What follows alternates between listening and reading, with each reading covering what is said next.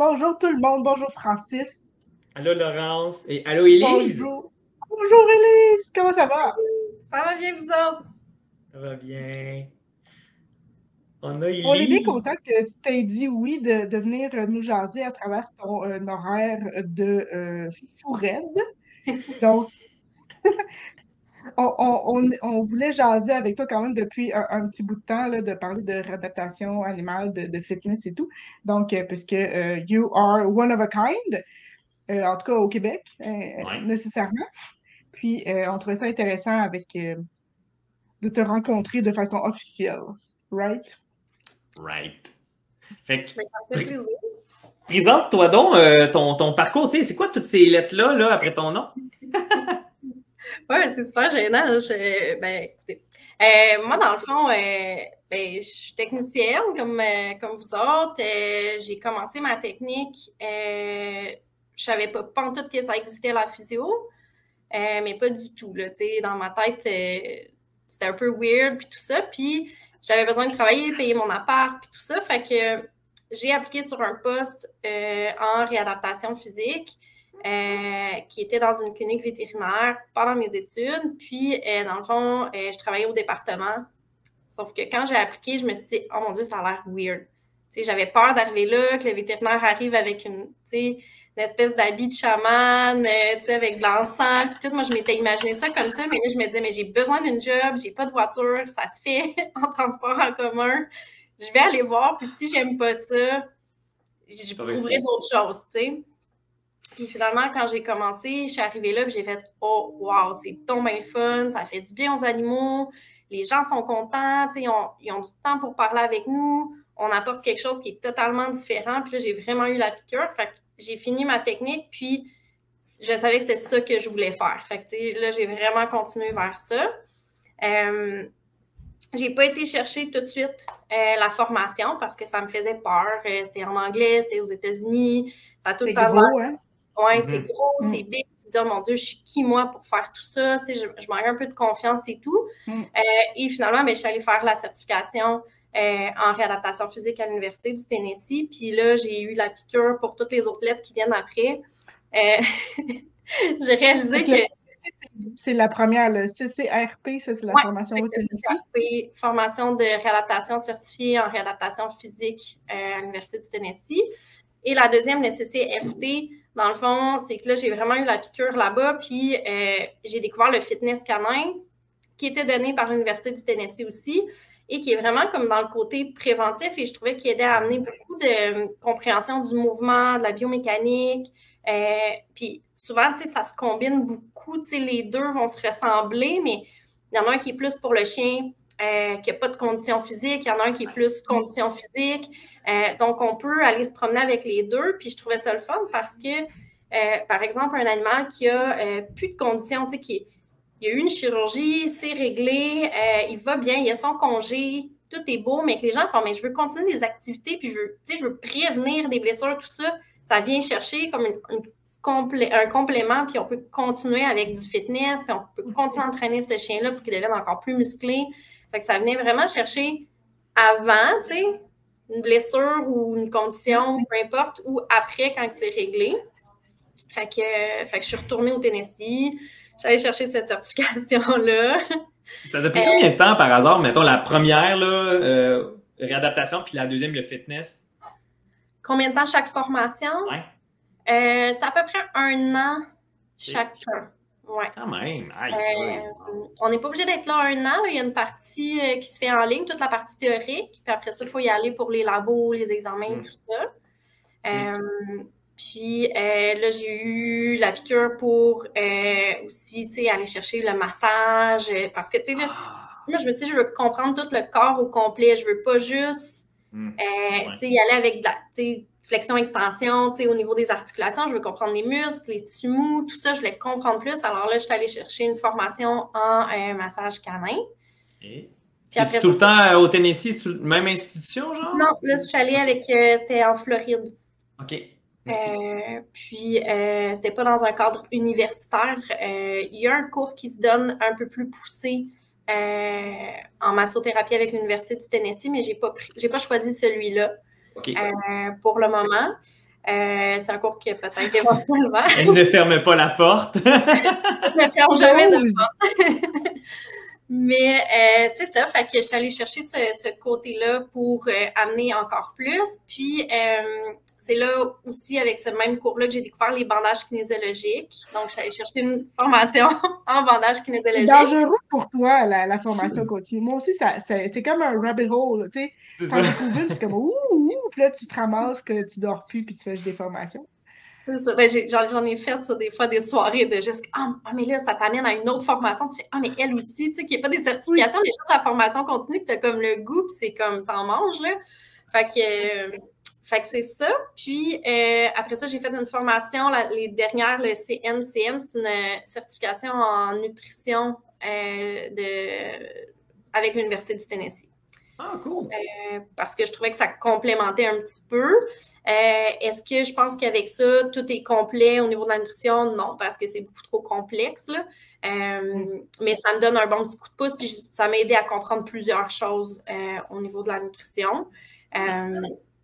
C'est pas toutes des notions que je me sers tous les jours, mais je trouve que ça me donne un ensemble de connaissances qui me permet de mieux comprendre beaucoup de choix des clients, beaucoup de choses. Je trouvais que c'est une belle fluidité. Après ça, ben là, j'ai dû m'arrêter parce que j'ai eu d'autres projets. Mais plug donc, pour vrai, moi, ça fait quelques années là, que je sais que ça existe, ton entreprise de services en réadaptation et fitness. Présente-nous ça!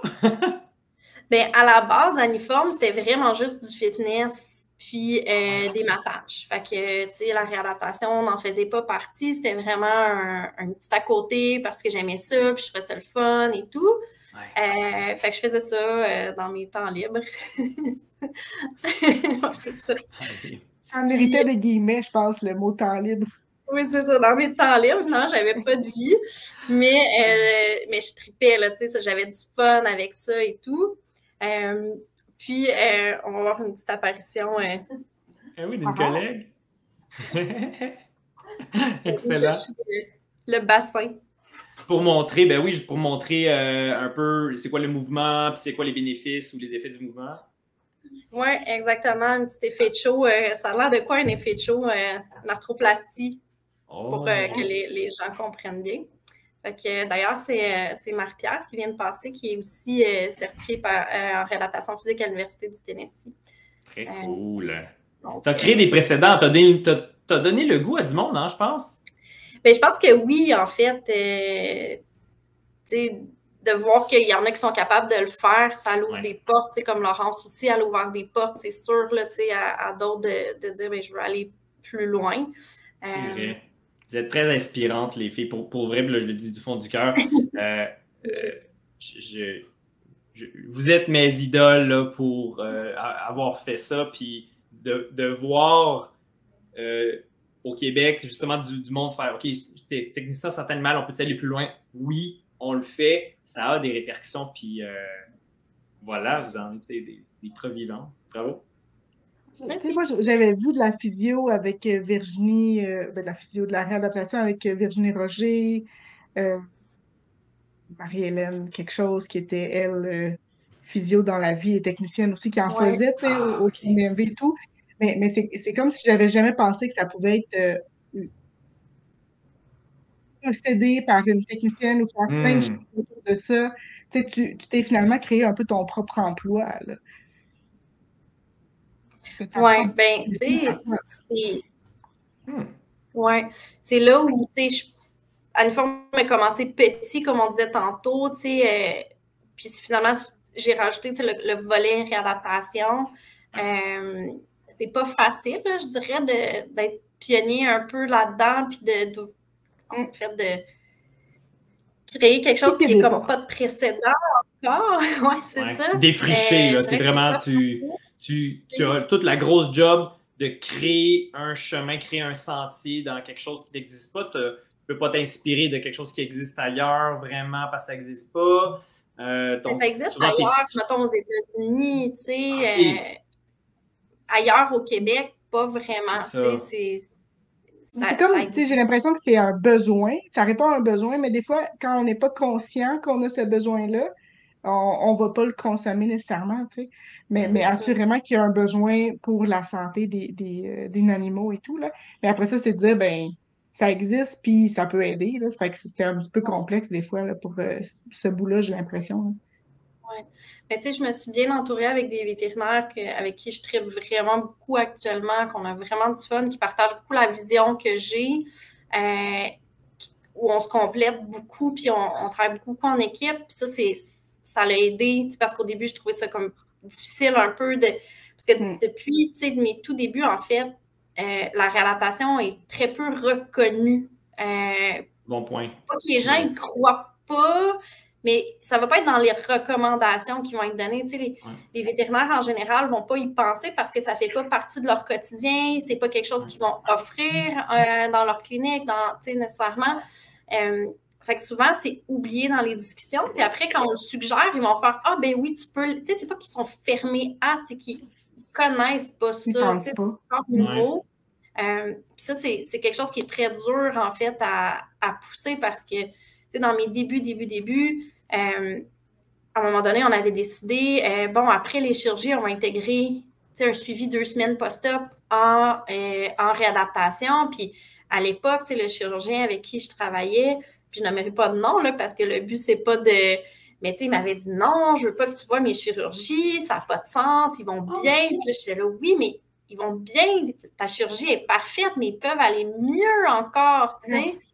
Fait que c'est là où il y a eu beaucoup de travail à faire, puis à un moment donné, mais il disait, là, Élise, t'as pas de place dans ton horaire, puis je veux que tu vois mes patients. Là, j'étais là, OK, on a vraiment rendu ailleurs. De noir à blanc, là, complètement, là. C'est ça, fait que ça, c'est génial parce que on a ouvert, tu sais, j'ai réussi à ouvrir cette porte-là, puis là, c'était rendu l'inverse, puis là, ils croyaient, ils disaient, oui, mais c'est vrai que ça apporte mieux, puis quand ils reviennent me voir, les gens, ils ont eu plus d'informations, le chien va mieux, tout le monde est content, tu sais, c'était de la peur, en fait, c'est beaucoup de la peur et tout ça qui était Ça a l'air là. d'un parcours normal, tu sais, dans le sens l'oncologie, là, quand c'est arrivé, tu sais, à temps plein, là, en centre de référence, ben, j'étais pas bien occupée, là. Puis, les autres, tu sais, la vie, c'était ben, que tu meurs, c'est un cancer, puis sinon, tu vas en chirurgie, tu sais. Puis, je me souviens toujours d'une fois où est-ce qu'il y avait Dr. Jacques Dupuis, je vais name dropper, qui avait un dalmatien avec une tumeur mammaire, un mâle d'ailleurs, mais qui était inopérable. Puis, tu sais, là, il est venu voir Hugues Lacoste, puis là, lui, c'était inopérable, tu sais, fait que ça l'animal était condamné à ses yeux, pratiquement. Il était comme, ben, fait que oui, c'est ça. Et nous, on lui avait donné 2 rounds de chimio, je pense, puis finalement, c'était rendu tout petit, puis il a pu l'opérer, puis on fait comme, oh, là, il attend 2 secondes, tu sais. Ça change la donne. Fait que j'ai l'impression qu'avant que tu te rendes compte de ce que ça peut apporter, c'est vraiment difficile, puis après ça, là, c'est comme, bang! Après ça, on était 3 semaines bouquées d'avance, tu sais, fait que... C'est ça. C'est vraiment la même chose. Tu sais, moi, dans mes tout débuts, là, quand j'ai commencé à l'époque, on voyait les cas que les orthopédistes ou les vétérinaires faisaient « je sais plus pantoute quoi faire avec ça. J'ai tout fait chirurgicalement ce qui était possible. Essaye de la physio, peut-être qu'ils vont faire de la magie. » Tu sais, c'était ça. Tu sais, puis on voyait 6 patients par semaine. Pas beaucoup, là. Là, on peut en voir 25 dans une journée. C'est pas la même chose. Ça a vraiment changé. Puis les gens, ils voient les bienfaits, ils le demandent. Il y a beaucoup de bouche à oreille maintenant, un peu, comme tu dis, le fait d'avoir vu la masse qui rapetisse, bien, c'est sûr qu'après, entre collègues, tu te parles et tu fais non, ça prend ça. Fait que tu crées comme un besoin que tu ne savais pas qu'il existait. Ça prend un cas magique. Oui, ça prend un cas magique parce que, tu sais, il n'était pas contre l'oncologie dans le temps non plus. Là. Mais, tu sais, tant que tu ne l'as pas vu, tu te dis, mon Dieu, on a fait tant d'années sans en avoir vraiment besoin. Est-ce que tu dirais aussi que le type de soin qu'est la réadaptation physique procure une certaine satisfaction au client, vu que c'est un peu le client qui fait des devoirs, qui fait des exercices avec son animal, que c'est relativement agréable à faire, c'est du temps que la personne consacre avec son animal, puis que c'est de prodiguer ces soins-là, puis d'impliquer donc les gens dans le bien-être de l'animal vraiment activement, là. ça joue sur le fait que les gens, ça devient populaire, puis ils en parlent, puis c'est du bouche à oreille par après? Bien, oui, tu sais, entre autres, parce que c'est sûr que, tu sais, mettons, je vais donner un exemple, un hernie discale. Ça, c'est, je trouve, mon plus classique, puis c'est beaucoup ceux qu'on voit. Souvent, ça va être drastique, tu sais, mais on va donner de la médication, du repos. Si ça va pas mieux, il faut penser à l'euthanasie. Sinon, c'est la chirurgie, mais il n'y a pas de zone grise, tu sais, c'est comme un ou l'autre. Puis là, les gens font « Ah, je savais pas que ça existait un hernie discale. Oh mon Dieu, euthanasier mon chien. Mon chien souffre, mon chien est paralysé, il est incontinent. Oh my God, leur vie est finie. Puis là, ils font « Mais j'ai pas 10 à 15 000 pour aller en chirurgie, puis tout là après, puis... Mais là, il faut que j'euthanasie mon chien. » Là, ils capotent, tu sais. Puis là, après ça, mais... Ils vont être vus, mettons, en réadaptation, puis là, ils ont des choses à faire. Fait que le chien est encore paralysé, il est encore incontinent, mais là, ils arrivent à la maison, puis ils sont comme, OK, mon chien, là, j'ai quelque chose pour essayer de l'aider. Fait qu'ils ont comme une mission, tu sais. Sinon, ils se sentent impuissants, ils regardent leur chien sur leur coussin, suriner dessus, puis, tu sais, ils ne savent pas quoi faire. Là, OK, on va structurer ça, on va vous donner des outils. Il existe des harnais pour que vous puissiez sortir dehors, faire pipi. Tu sais, fait que là, on encadre tout ce côté-là, puis là, les gens, ils se sentent qu'ils font quelque chose qui aide l'animal. L'animal commence à aller mieux parce qu'il n'est pas juste sur son coussin à avoir 4 murs, tu sais, il prend, tu sais, il y a des petits exercices, bon, tous les exercices, évidemment, là, on ne veut pas aller les faire courir avec leurs hernies, mais tu sais, on peut aller jouer avec les orteils, des petites choses qui sont hyper douces, qui ne vont pas nuire.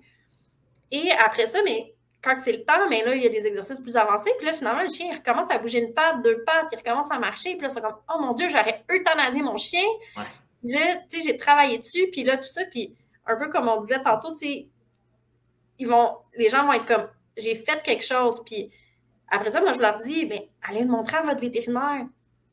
Prenez rendez-vous, pensez à la clinique, puis montrez, tu sais, comment il marche bien maintenant. Puis là, les vets sont comme, wow, tu sais, puis ils sont super contents d'avoir, tu sais, offert ce service-là. Puis après ça, ils vont, tu sais, ils sont comme convaincus parce que c'est comme le petit miracle qui est arrivé qu'ils ne pensaient pas qu'il arriverait.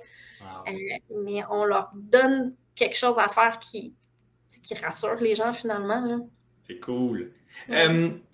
Pour nos auditeurs, parce que c'est pas nécessairement des professionnels de la santé qui va écouter, on pourrait reculer sur c'est quoi de la réadaptation physique? De que c'est? Oui, bien, en fait, la réadaptation physique, c'est ce qu'on pourrait dire l'équivalent, mettons, de la physiothérapie chez l'humain. Mais c'est un terme qu'on n'utilise pas, il est réservé au côté humain. Fait qu'on va utiliser réadaptation physique animale.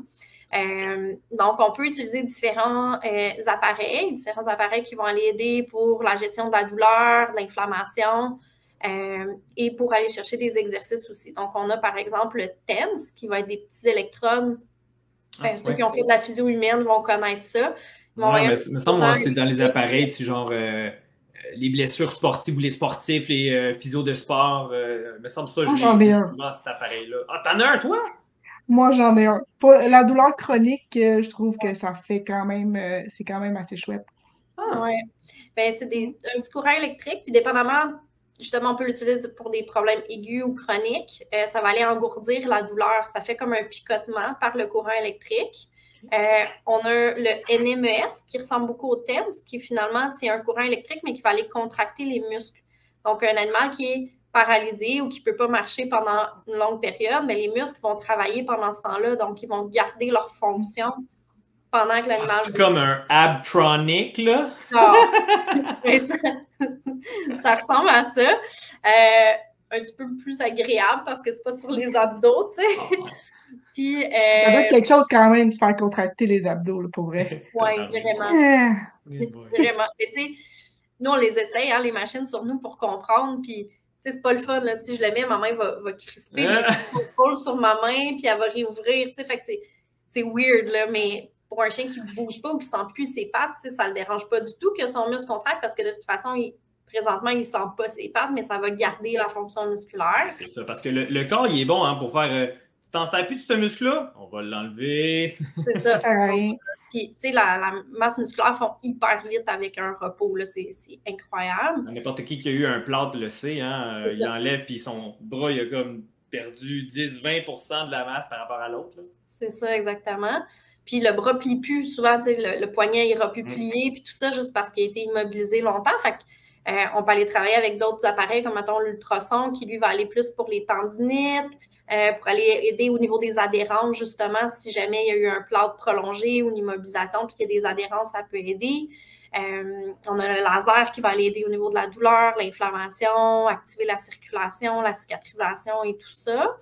On a le tapis roulant aquatique. Là, on va aller travailler plus activement, mais dans l'eau. Ça, c'est un exercice que j'aime beaucoup. Là, vraiment, c'est mon petit exercice chouchou. Puis c'est cute, les gens ils aiment ça. Ouais, puis, contrairement à ce que les gens pensent, les chiens qui ont peur de l'eau l'acceptent généralement bien. Parce que l'eau monte vraiment doucement. On est dans l'eau avec eux. Tu sais, moi, je passe ma journée en shirt dans l'eau. Puis on donne des bonbons. Élise à la plage. Oui, c'est ça. Élise à la plage, ça me ferait un petit cocktail. Un pina colada, puis ton tapis roulant dans l'aquatique, yeah! C'est ça. Fait que c'est ça. Fait que, tu sais, tapis roulant aquatique, c'est génial. Le chien, il est supporté par l'eau. Fait qu'il est moins lourd sur ses articulations qui font mal, par exemple.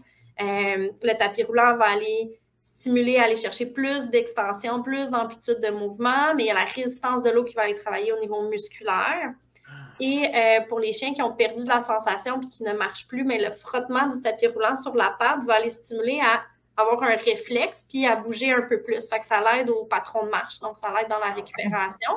Puis, ça va aller chercher tous les récepteurs sensoriels. Donc, si, mettons, je plonge ma main dans l'eau, je vais sentir plus ma peau parce que mes récepteurs sensoriels vont le sentir. Fait que c'est sûr que quand l'animal est dans l'eau, il va avoir plus de conscience de ses pattes encore. Fait que tout ça, mis ensemble, va aider à la récupération, de la mobilité, va aider pour des vieux chiens, après une chirurgie, des problèmes neurologiques, c'est vraiment toutes sortes de choses. Puis on peut l'utiliser pour la perte de poids aussi. Fait que ceux qui sont un petit peu plus ronds, qui ont besoin de perdre du poids, mais là, on va aller les faire courir dans l'eau en apesanteur. Ça ne va pas être traumatique pour les articulations, mais ça va faire perdre du poids. Ben ouais, les moi, j'ai petits chiens qui sont un peu arthrosiques, là, tu sais, quand t'es un petit vieux chien avec de l'arthrose, puis là, t'es dodu, ben, aller faire du vrai jogging, c'est peut-être un peu raide. Ouais, ça, c'est le classique. Hein? T'as les articulations, tu bouges pas, tu prends du poids. Plus de poids, c'est les articulations, ça fait plus mal, fait que tu bouges moins, fait que c'est un cercle vicieux. Fait que...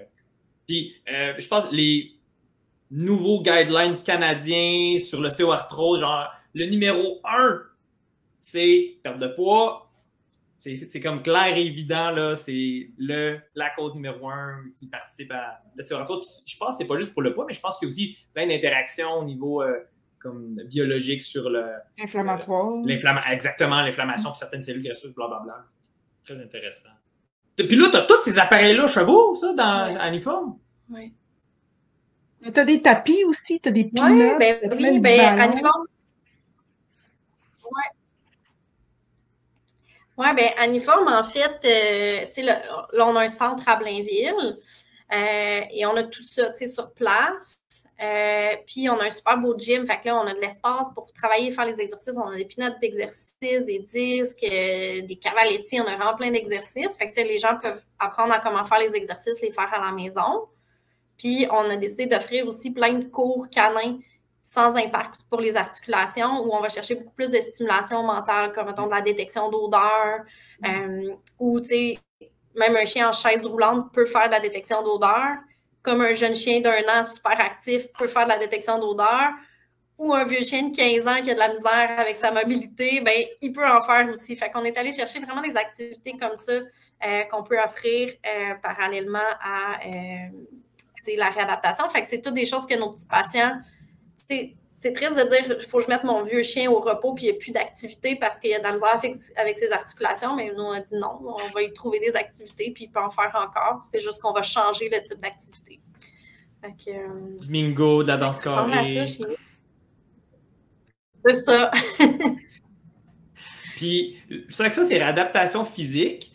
Puis là, dans tes nombreuses lettres, par après, tu es allé chercher le fitness. Le fitness, lui, à quoi ça sert ou c'est quoi l'orientation un petit peu plus? J'ai entendu préventif, fait que là, j'imagine, sois en forme puis tu risques moins de te blesser de prime abord. C'est-tu à peu près ça que ça implique? Ben oui, en fait, le fitness, ça a plusieurs bienfaits. Fait que, on peut y aller pour un chien, monsieur, madame, tout le monde, qui a le goût de faire une activité avec son chien. oui, on va aller chercher du côté préventif parce qu'on va travailler beaucoup des exercices de proprioception. Un gros mot. Proprioception, Est-ce que tu peux définir pour les personnes qui veulent bien apprendre ce mot puis jouer au Scrabble par la suite? Oui, c'est un bon mot pour le Scrabble. Mais proprioception, c'est la conscience du corps dans l'espace. Donc, si, par exemple, je vous parle puis que je fais ça avec ma main, j'ai conscience que je suis capable de bouger ma main indépendamment, puis je suis capable de bouger mon autre main puis de parler, puis, tu sais, c'est pas comme mal ordonné ou, tu sais, de faire ça, justement, exactement. Ça, c'est un exercice, tu sais, vraiment de conscience parce qu'il faut, tu sais, c'est deux mouvements différents en même temps. Fait que si je te suis bien, ce genre d'exercice-là, ça permettrait à ce que les Danois qui swingent la queue partout frappent moins souvent les cartes de porte. Mais on travaille moins la queue.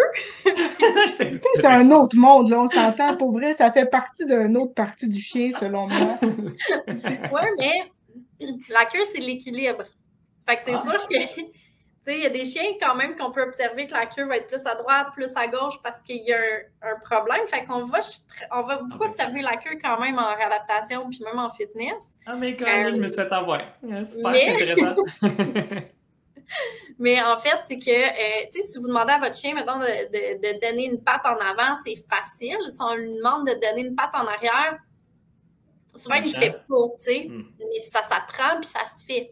Fait qu'en fitness, on va travailler beaucoup la conscience des membres. Fait qu'on peut faire reculer un chien sur des pièces d'équilibre, que, tu sais, il ne voit pas ce qu'il y a en arrière, mais il va lever ses pattes, il va chercher de la texture, il va monter là-dessus. Fait que c'est sûr qu'un chien qui a une meilleure conscience de son corps, s'il glisse, s'il tombe, il va se reprendre bien mieux que quelqu'un, tu sais, un chien qui est un peu empoté, puis que, tu sais, il s'accroche partout. Si on a une meilleure masse musculaire puis qu'on se blesse, c'est sûr qu'on va récupérer plus vite que si on n'a pas de masse musculaire. Fait que c'est toutes des petites choses comme ça. On va travailler la flexibilité. Donc, c'est plein d'exercices qu'on va faire sur différentes pièces qui peuvent être instables, qui peuvent être stables. Ça peut être des parcours où on va vraiment travailler toutes ces choses-là. Puis, c'est super le fun parce que, tu sais, c'est varié, puis il y a différents niveaux. Tu sais, à la base, on apprend des petites choses faciles comme juste mettre les pattes sur quelque chose qui bouge. Tu sais, ça fait peur, les chiens sont pas sûrs. Puis à un moment donné, mais tu sais, ils reculent là-dessus, ils font un parcours à reculons, puis il n'y en a pas de problème. Fait des backflips, c'est un ninja fini en position Avengers, genre comme si de rien n'était. Puis on apprend plein de trucs, tu sais, fait que le chien, il est gardé stimulé mentalement au travers de ça, fait que c'est fun. Fait que ça, c'est le côté plus récréatif, préventif. Maintenant, si on a un chien qui est sportif, bien là, on peut faire des plans de fitness qui sont vraiment des plans d'entraînement spécifiques avec des objectifs musculaires pour ce chien-là. Donc, si, mettons, c'est un chien d'agilité, qu'on sait qu'il saute beaucoup, il y a des impacts, ils sont prédisposés à avoir beaucoup d'inconfort au niveau des iliopsoas, du dos, puis on peut aller travailler, d'avoir des meilleurs abdominaux, des meilleurs lombaires et tout ça. Parce que les abdos, ça se travaille aussi chez le chien. Aviatronic, là, c'est ça. Puis là, je dis beaucoup chien, là, mais ça peut être des chats aussi. Oui. Fait que ça, on en fait. Ouais. C'est quoi les espèces que tu vois? Là? Donne-nous l'étendue, là, parce que moi, il me semble que tu as une espèce que tu m'as dit que j'aimerais ça que tu en parles. What? Aujourd'hui, ça, j'ai-tu dit ça aujourd'hui? Non, jadis, quand on s'est déjà jasé, mais tu sais, c'est quoi l'étendue des animaux que tu as vus, toi, là?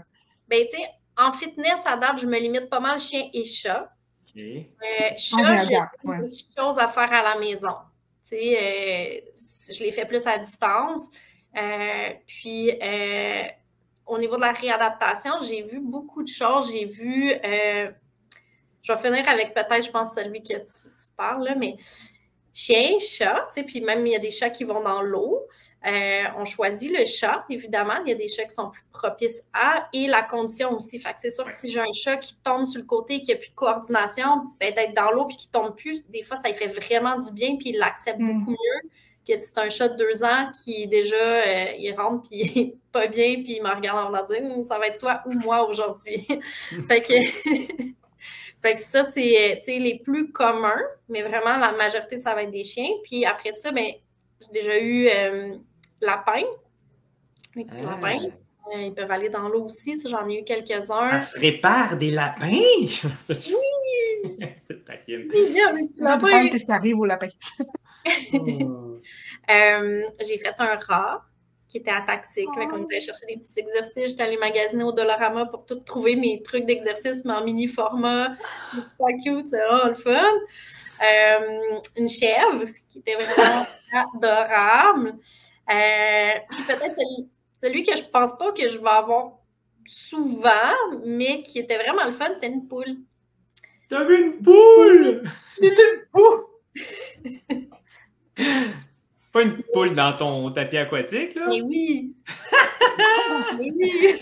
J'espère que tu as filmé ça quand même. Oui, j'ai des photos, vidéos, puis tu sais, en fait, c'était une poule complètement adorable, mais tu sais, c'était une poule qui devait perdre du poids puis qui avait mal aux pattes. Fait que tu sais, c'était vraiment l'exercice idéal.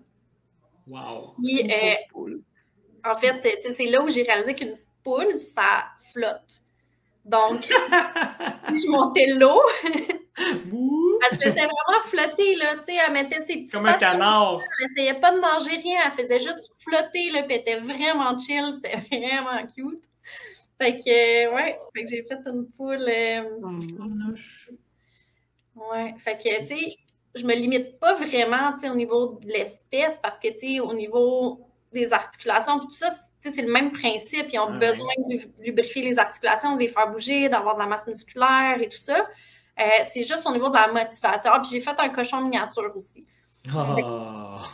C'est la motivation, parce que, tu sais, un cochon miniature, un rat, une poule, tu motives pas ça de la même façon.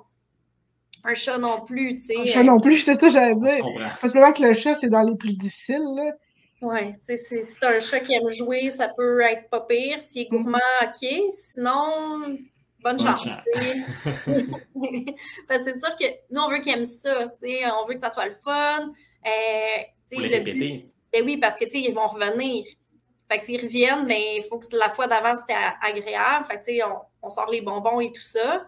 Tu sais, les chats, le catite, souvent, c'est le petit creamy, là, il aime bien ça. Yes. Mais il faut qu'il soit gourmand. Fait que si c'est pas le cas, ben là, on est un petit peu.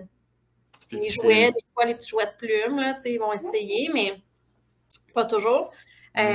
Cochon miniature, ben, je cueillais des petits légumes dans mon jardin le matin.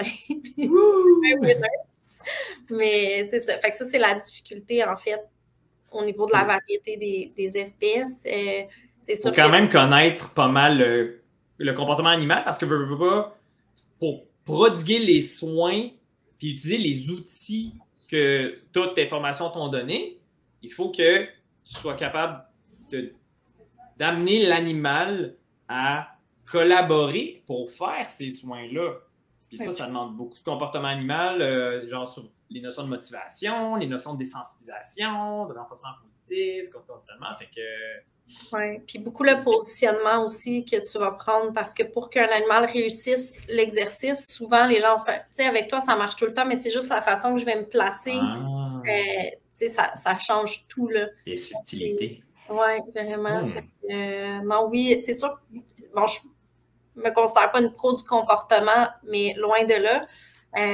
Mais ça prend quand même des notions pour que tout se passe bien, puis d'aller les motiver là, à travailler et à collaborer. Nécessairement, tu es sensible à leur bien-être et tout. Donc, tu sais, on s'entend que même si l'exercice principal pour qu'il aille mieux, c'est le bain, mais il flippe sa vie puis il capote, ben, il n'est pas en train d'aller mieux pendant qu'il capote non plus. Fait que, tu sais, de mettre en place des choses qui vont faire qu'il va se sentir bien, ben, c'est juste logique, mettons. C'est une bonne chose. Oui, tu sais, travailler sous la peur pour des exercices de réadaptation, ça ne fonctionne pas. De toute façon, c'est la répétition aussi qui donne l'effet de l'exercice. Fait que s'il y a peur à chaque fois, généralement, ça va être de pire en pire, puis le monde va abandonner en chemin. Fait que c'est une recette pour l'échec, là, garantie. Mais là, je pense que je t'ai interrompu à un moment donné. Tu disais le fitness, ça se divise en différents aspects. Puis je pense qu'il en manquait un. Et là, j'ai parlé des athlètes. Exact. Tu avais parlé aussi de prévention. Prévention. Puis, après ça, tu peux aller avec plus des aînés, mais qui ne sont pas encore considérés à problème, mais qui vieillissent un peu, qui sont un petit peu moins en forme. Mais on peut avoir des programmes aussi pour eux. Puis ça peut venir chercher aussi dans la perte de poids. Fait que, tu sais, un chien qui veut. Les gens ne veulent pas nécessairement venir pour du tapis roulant dans l'eau. Que la nourriture, ça fonctionne, mais pas assez pour dire qu'ils atteignent leurs objectifs ou que le chien, il ne peut pas. manger une nourriture de perte de poids parce qu'il y a une nourriture X, parce qu'il est allergique à tout ce qui existe. Ben, c'est sûr qu'eux, ben, on est comme limité un petit peu sur aller juste avec la nourriture pour la perte de poids, mais on peut faire des plans d'exercice de perte de poids aussi qui vont aller rejoindre au niveau du fitness. Hey, c'est vrai que c'est large, là, parce qu'on s'entend que c'est des problèmes communs pour plusieurs choses qui ont été nommées. Là. Oui. Être vieux, c'est un problème très commun. J'ai beaucoup d'animaux. 100% des animaux vont être vieux à un moment donné. Ou ça va aller beaucoup plus mal avant. Si tu meurs avant, tu deviens pas vieux. Mais moi, j'ai des questions nounounes, comme dans combien sur, mettons, tu as une 20-25 patients par jour, combien vont aller dans le bain avec toi ou avec un de tes collègues? Oui, ben tu sais, des journées de 25, là, on est 2. Juste pour vous dire, je prends pas tout ça. T'es ratatiné en tabarnouche sinon, là. Mais généralement, tu sais, mettons, entre 10 et 12 chacun. Fait que, tu sais, sur 25, tu sais, je dirais, mettons, au moins 20 vont aller dans l'eau. Oh, wow! Quand même. Hein? Oui. Ouais. Ton appareil est rentabilisé. Oui. Ben, mais c'est rendu extrêmement cher. Hein? J'ai beaucoup de clients qui vont dire « Hey, j'en veux un! » C'est quoi, dans 5-6 chiffres, là? Ben, c'est pas loin de 100 000. Bernouche, c'est ça. Okay. Ouais. C'est un... J'imagine que le tapis roulant, il faut qu'il soit waterproof. La pièce aussi. Ah oui, c'est un bon point. Des fois, on a des chiens qui ont bien du fun, puis ils arrosent les fenêtres, puis on a des plantes sur le bord de la fenêtre, qui arrosent nos plantes. Ah, c'est bon, ça.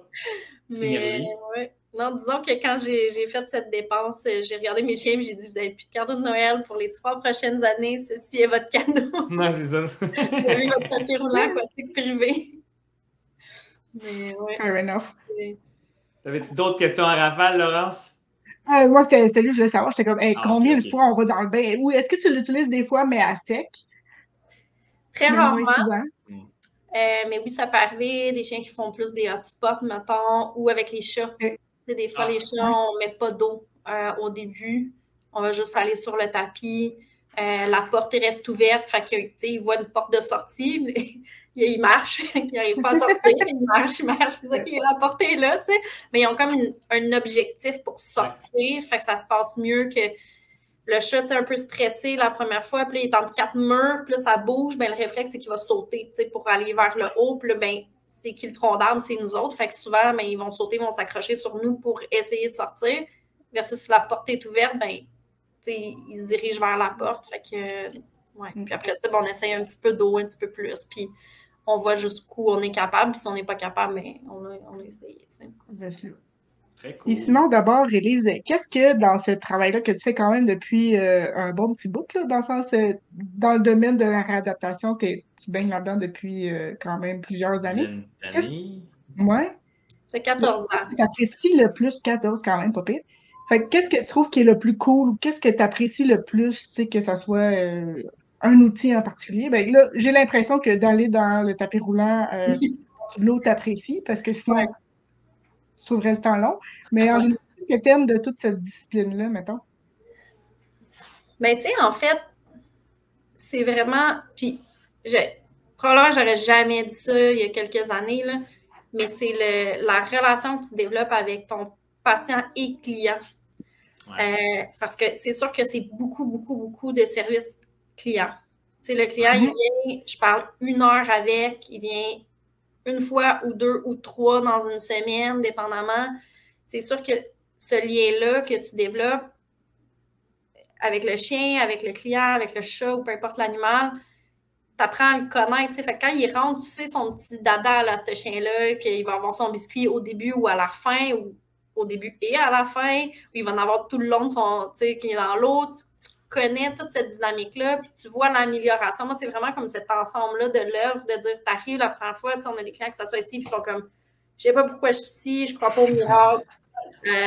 Mon chien il est vieux, puis on m'a dit de venir ici, puis c'est ça, je suis là. Puis après ça, les clients qui rentrent, viens ma belle Daisy, ça va bien, on y va, tu sais. Puis là, ils sont vraiment comme tout encouragés, puis qui ont vu le progrès. Tu sais, c'est ça, là. Puis là, tu sais, allô Élise, puis la première fois, c'était comme, bonjour madame. Tu sais.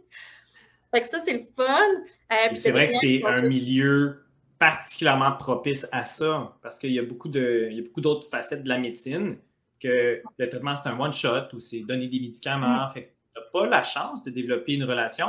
Et des fois, c'est les traitements que tu fais à l'animal, c'est un peu contre son gré. Hein? Puis, la pilule, elle va dans toi, la piqûre aussi. Ouais. Fait que dans ton cas, c'est super. L'animal, ça prend son consentement pour que ça fonctionne. Donc, on s'assure de sa motivation, qu'il est de bonne humeur, qu'il est à l'aise. On s'assure que les gens comprennent parce qu'ils doivent faire des exercices à la maison des fois. C'est vraiment cool comme relation, en effet. Oui, puis tu sais, moi, je les vois, je suis dans l'eau, j'ai ma fenêtre, tu sais, qui donne sur le stationnement, puis je vois mon prochain arriver, tu sais. Je les vois rentrer, puis ils rentrent vers, tu sais, le chien tire vers la porte. C'est pas comme le chien... En clinique vétérinaire. Ah ouais, vas-y, il faut rentrer, puis tu sais, il veut pas y aller. Les chiens rentrent, tu sais, volontairement. Nous, on a, tu sais, plusieurs portes à côté, tu sais, de d'autres commerces, puis le chien connaît c'est où notre porte, c'est là qu'on s'en va tout le temps. Fait que ça, c'est le fun. Puis on a rendu ça le fun. Ils ont des petits coussins à l'entrée pour les vieux. Moi, mettre un vieux chien à terre, je voulais pas ça. Fait qu'on a rendu ça comme vraiment le fun, confortable. Fait qu'ils rentrent, ils ont leur petit coussin orthopédique, puis ils attendent leur tour avec les petites hanches coussinées. Puis, fait que c'est très cool. J'ai l'impression que quand on les voit souvent comme ça, c'est parce qu'en oncologie, on les voyait pas 3 fois par semaine. Fait que déjà, ça doit être encore plus visible là, pour toi. Là, mais mettons, je les voyais aux semaines, aux 2 semaines, aux 3 semaines. En clinique régulière, ils les voient une fois comme par 6 mois, mettons, pour les trucs. Là. Mais que j'allais là-dedans. Ça devient comme un peu nos animaux. Oui. Tu sais, comme dans moi, c'est mon patient. C'est mon. Je le connais. C'est comme un autre de mes animaux personnels.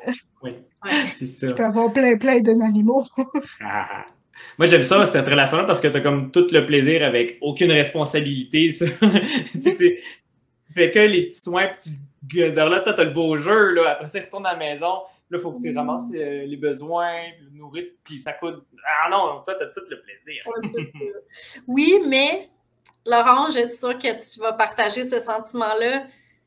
On a des petits vieux, tu sais, à un moment donné, ils partent. Puis ça, c'est dur parce que justement, tu sais, j'ai toujours été capable de me faire un mur, tu sais, devant une euthanasie, que, tu sais, c'est un animal que tu connais pas, pas que tu es insensible, mais tu le protèges un peu, puis tu peux pas pleurer pour chaque euthanasie non plus que tu fais, puis avoir cette peine-là, parce qu'à un moment donné, ça devient difficile. Par contre, pour ces patients-là, c'est vraiment difficile. Ça fait plus mal. Ça fait mal, tu sais, parce qu'on les connaît. Ça fait plus mal. Après ça, les semaines qui suivent après, mais là, on est mardi à 10h. Il te manque quelque chose parce que c'est toujours mardi à 10h. Puis là, t'es comme tu sais. Fait que ça, c'est vraiment difficile. Puis tu perds ton patient puis ton client, que finalement, tu as appris à l'apprécier. Fait que ça, c'est l'autre côté qui est difficile, mais je pense que c'est une réussite si tu te rends à avoir ce moment difficile-là, c'est que tu as réussi à créer un lien qui était vraiment extraordinaire. T'sais. Quand tu as de la peine, c'est parce que tu as bien fait ta job.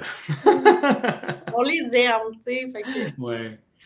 Ah, c'est donc bien touchant et beau à la fois. Hey! Je vous dirais que c'est un beau moment pour une conclusion, mais Élise, tu es la bienvenue pour revenir parler de sujets de ton choix, si tu veux être plus précis, si tu veux aller. Si tu as dit, ça, j'aimerais que les gens soient au courant, tu voudrais semer des graines de curiosité dans l'esprit des gens ou des professionnels sur la réadaptation physique ou encore une fois, les sujets de tes nombreuses lettres, ben, t'es la bienvenue. Ah, mais ça me ferait plaisir. Il y a vraiment beaucoup de choses à... Il y a beaucoup de choses à jaser. Oui. Fait que merci infiniment pour avoir présenté ton parcours. J'espère beaucoup qu'il y a d'autres techs, d'autres professionnels du domaine de la santé animale qui vont être, ça va leur donner le goût. Parce que vraiment, il y a du potentiel et ça apporte beaucoup de bienfaits avec nos animaux. Vous avez vu l'étendue des problèmes de santé communs que ça peut aider, qu'on peut vraiment apporter du bien aux animaux. Là, vraiment, là, ça donne le goût. On se dit donc à une prochaine fois, Élise. Oui. Merci beaucoup. Merci de l'invitation. Merci à toi. Bye tout le monde. Okay. Bye.